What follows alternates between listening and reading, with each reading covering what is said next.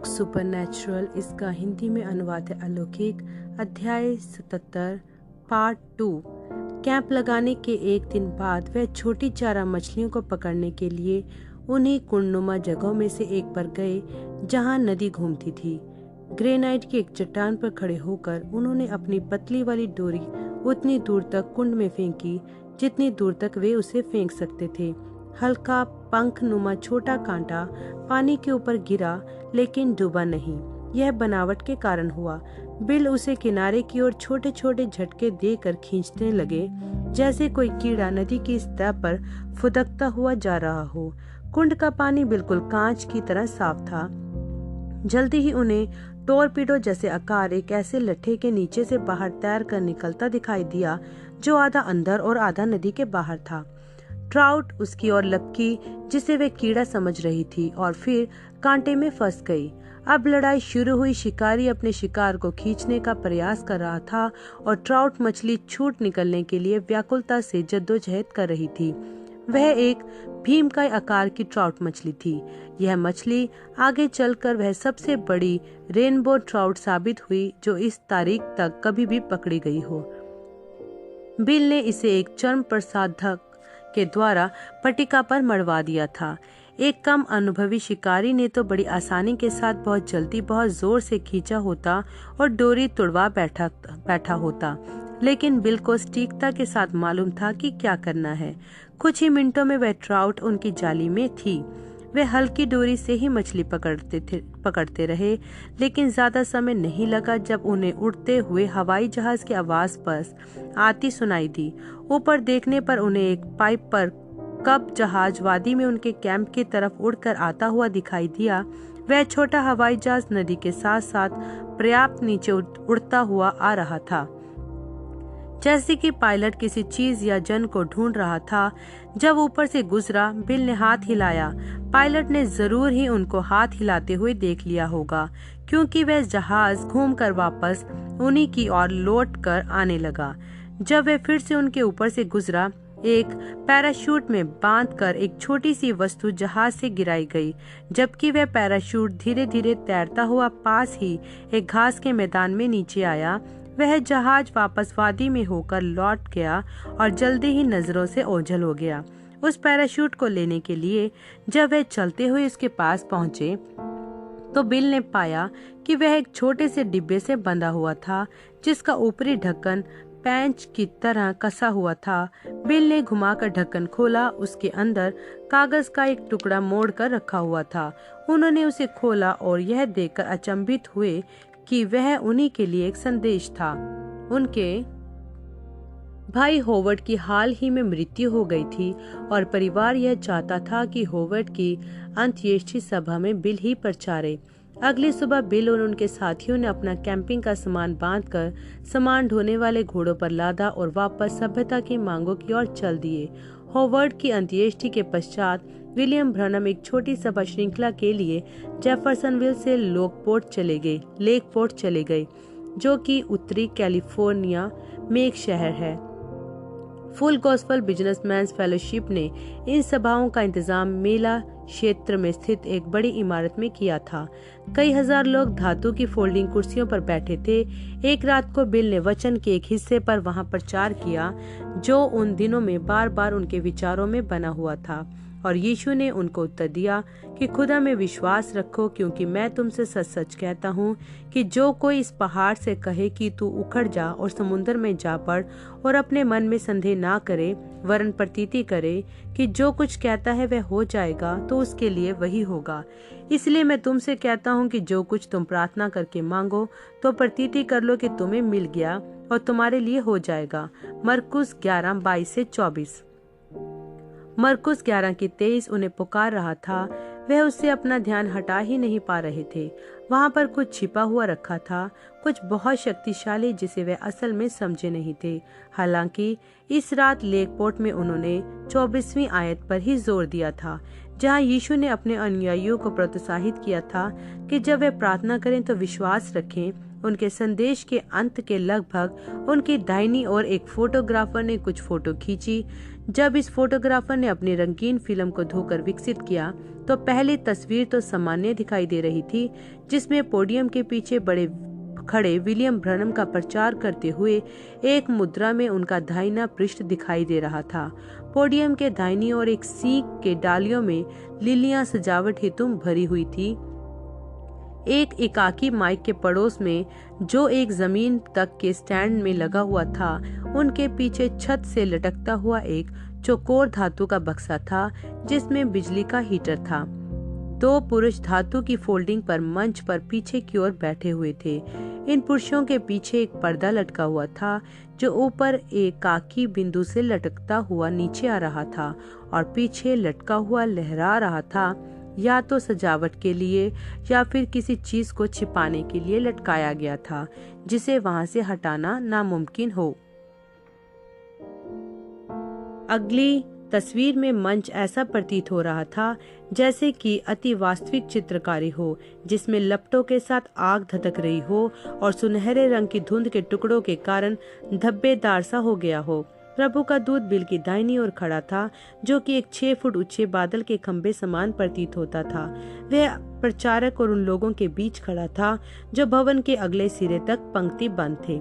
Bill हमेशा ही लोगों को प्रार्थना पंक्ति में इस प्रकार लगाते थे कि वे उन तक उनकी दाहिनी ओर से ही पहुंचे, ताकि उन्हें उस दूत की उपस्थिति में ही रुकना और खड़ा होना पड़े।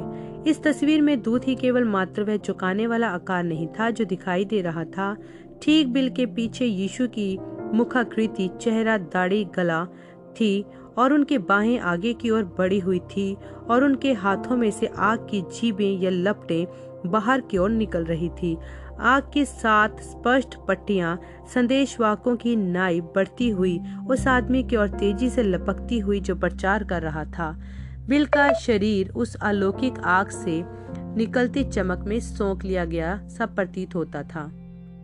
जब बाद में आगे चलकर बिल ने इस तस्वीर को देखा, उन्होंने कहा कि इसने उन्हें उन दृश्यों की याद दिला दी जिन्हें नबियों ने यहेजकेल 1 और प्रकाशित वाक्य 4:5 में बयान किया था। इस तरह के वातावरण में चमत्कारों का होना तो निश्चित ही था, जो इस अंधी औरत के लिए बड़े भाग्य की बात थी, जिसकी सहायता करता हुआ कोई उस रात को लेक पोर्ट में प्रार्थना पंक्ति में चलाता हुआ लाया था। वह एक अमेरिकी इंडियन थी। उसकी आंखें पूर्णता से सफेद दिखाई दे रही थी। यह नहीं कि उसकी पुतलियां किसी परत से ढकी हुई थी, उसकी पुतलियां तो बस थी ही नहीं। बिल ने उससे मिनट भर बातचीत की ताकि उसकी आत्मा के संपर्क में आ सके। फिर दर्शन के द्वारा उन्होंने कहा, 9 वर्ष पहले आपके दिमाग में खून के एक थक्के ने आपको अस्थायी रूप से लकवाग्रस्त कर दिया था। आप लगभग पूरी रीति से ठीक हो गई थी, लेकिन उस आघात ने आपकी आंखों को आपके सिर में ऊपर अंदर की ओर खींचकर पलट दिया था और आप तभी से अंधी हैं। पूरी तरह से लगातार चैन रहित दिन और रात पीड़ित हैं। बिल को इस औरत के लिए करुणावश अतिरिक्त बोझ महसूस हो रहा था, क्योंकि वह उन्हें उनकी माँ की याद दिलाती थी, जो कि आधी चिरोकी इंडियन थी। जब उन्होंने उसके लिए यीशु के नाम में प्रार्थना की, वही जिन्होंने दर्शन दिया था, उन्हीं ने आगे बढ़कर इस औरत को छू लिया। उसने आंखें पलटकर अपनी सही स्थिति में लौट आई और वह जैसी कि वह थी, अनंत के आंसुओं से धुंधलाती हुई फिर से दुनिया को देखने लगी। उस आदमी से किसी भी प्रकार की मदद लेने से इनकार करके जो उसे वहां तक लाया था, वह मंच से पूरी तरह से अपने आप चलकर गई। इस आश्चर्यक्रम ने बिल के पीछे मंच पर ही बैठे एक लूथरन वृद्ध सज्जन का विश्वास प्रज्वलित कर दिया। इस आदमी की पत्नी एक लहू रिश्ती रसोली से पीड़ित थी, जो लगातार पिछले 4 सालों में बिगड़ती ही गई थी।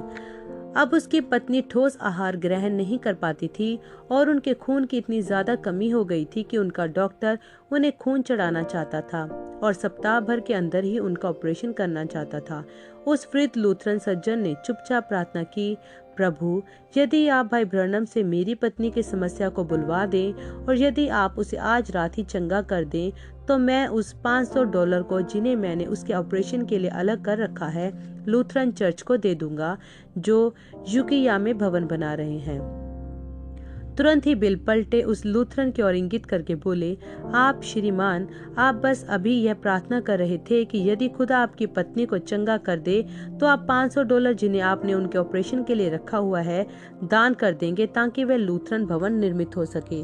उस आदमी को ऐसा लगा कि वह बेहोश ही हो जाएगा, लेकिन किसी तरह से बोला, मित्रों, यह सत्य है, खुदा को आपका धन नहीं चाहिए।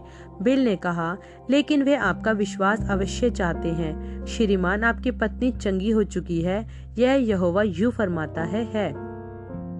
अगली सुबह इस आदमी और उनकी 80 वर्षीय पत्नी ने क्रिश्चियन बिजनेसमैन ब्रेकफास्ट में आकर शिरकत की। बिल ने उस महिला को उसी चाव से हैम और अंडे खाते हुए देखा जितना उनसे आधी उम्र की औरत खाए। जैसे ही विलियम ब्रनम कैलिफोर्निया से लौटकर घर वापस आए, श्रीमती बॉसवर्थ ने फ्लोरिडा से उन्हें यह बताने के लिए फोन किया कि उनके पति मृत्युशैया पर हैं। बिल ने उन्हें बताया कि वे फौरन आ रहे हैं, जबकि मीडा उनके सूटकेस को साफ कपड़ों से दोबारा भर रही थी। बिल ने कार को तैयार किया और जल्दी ही वे फ्लोरिडा की ओर दक्षिण पूर्व में उड़े जा रहे थे। जब वे अस्पताल के कमरे में पहुंचे, फ्रेड बॉसवर्थ ने अपना गंजा सिर अपने तकिए से उठाया और अपनी पतली हड्डियों से बाहें उठा ली। बिल अपने पुराने मित्र से लिपट गए और पुकार उठे, मेरे पिता, इजराइल के रथों और उसके घुड़सवारों, एलिया के लिए अलीशा के अंतिम शब्दों को धराते हुए। दूसरा राजा 2:12। फ्रेड बॉसवर्थ ने कमजोरी के साथ बोला, बेटा, हमेशा अपना कार्य विशेष याद रखना, तुम असली सुसमाचार का प्रचार कर रहे हो। एक कुर्सी पर धम से बैठते हुए बिल ने अपने मित्र का हाथ थाम लिया। उन्होंने कहा, भाई बॉसवर्थ, मैं 48 वर्ष का हूँ और मैं अब तक बहुत थक चुका हूँ। लगता है कि मेरी सेवकाई अब समाप्त हो गई है। बकवास, तुम अभी जवान हो। तुम्हारी सेवकाई तो अभी वह बनना शुरू भी नहीं हुई है जो वह भविष्य में होने जा रही है। कार्य क्षेत्र में डटे रहो। इन पेंटिकोस्टल प्रचारकों को अपने पागलपन और कट्टरपन से पानी को मटमैला मत करने दो। इसी वास्तविक सुसमाचार के साथ जो तुम्हें मिला है तुम्हारे पास है, आगे बढ़ो। मैं विश्वास करता हूँ कि तुम एक प्रेरित हो और प्रभु हमारे खुदा के एक नबी हो। भाई बॉसवर्थ, आप तब से सुसमाचार का प्रचार कर रहे हैं जब मैं पैदा भी नहीं हुआ था। उन सभी वर्षों में आपकी जिंदगी का सबसे महान पल कौन सा है? फ्रेड बॉसवर्थ जरा भी नहीं झिझके। मेरी जिंदगी का सबसे महान पल ठीक इसी समय है। जल्दी ही वे जिसका प्रचार मैं इन सारे वर्षों से करता आया हूँ, वही एक जिनसे मैं प्यार करता हूँ, जल्दी ही वह उस द्वार से आएंगे और मैं उनके साथ बाहर चला जाऊंगा। बिल को लगा कि वे अब्राहम, इसहाक और याकूब सरीखे एक समान व्यक्ति को देख रहे हैं। भाई बॉसवर्थ, हम दोनों का विश्वास एक ही है। खुदा के अनुग्रह से मैं तब तक सुसमाचार का प्रचार करता रहूंगा जब तक कि अंतिम सांस मेरी देह को छोड़कर ना निकल जाए। जब सवाल खुदा के वचन पर आए तो मैं समझौता नहीं करूंगा। मैं यीशु मसीह के लिए जितना कर सकता हूं उतना सच्चा बना रहूंगा। किसी दिन मैं आपसे एक बेहतर भूमि में मिलूंगा जहां पर हम दोनों ही हमेशा के लिए जवान रहेंगे। बॉसवर्थ ने कमजोरी के साथ मुस्कुराया। आप वहां पहुंचेंगे भाई ब्रनम, चिंता न करें। महीने भर बाद फ्रेड बॉसवर्थ 2 दिन के लिए कोमा में चले गए। फिर अचानक ही उन्होंने अपनी आंखें खोली और बिस्तर में उठकर बैठ गए। अपना दाहिना हाथ बढ़ाकर उन्होंने हवा में ऐसे हाथ हिलाया जैसे किसी से हाथ मिला रही हूँ। भाई जिम, मैं आपसे तब से नहीं मिला था जब से आपकी मृत्यु हुई थी। आप प्रभु के लिए मेरे द्वारा परिवर्तित हुओं में से एक थे। मेरी उस सभा में जो जोलियट इलिनॉय में हुई थी, बहन जूली, मैं आपकी अगुवाई करके प्रभु के पास लाया था। मेरी विनिपेग वाली सभा में 2 घंटों तक वे ऐसे ही लोगों से मुलाकात करते रहे, कमरे में ही, जो प्रभु के पास उनकी सेवकाई के माध्यम से आए थे लेकिन उनसे पहले गुजर गए थे। अंततः उन्होंने तकिए पर अपना सिर वापस टिकाया और यीशु की बाहों में सो गए। फ्रेड बॉसवर्थ 84 वर्ष के युवा थे जब वह अंततः की अपनी राह पर गए। आमीन।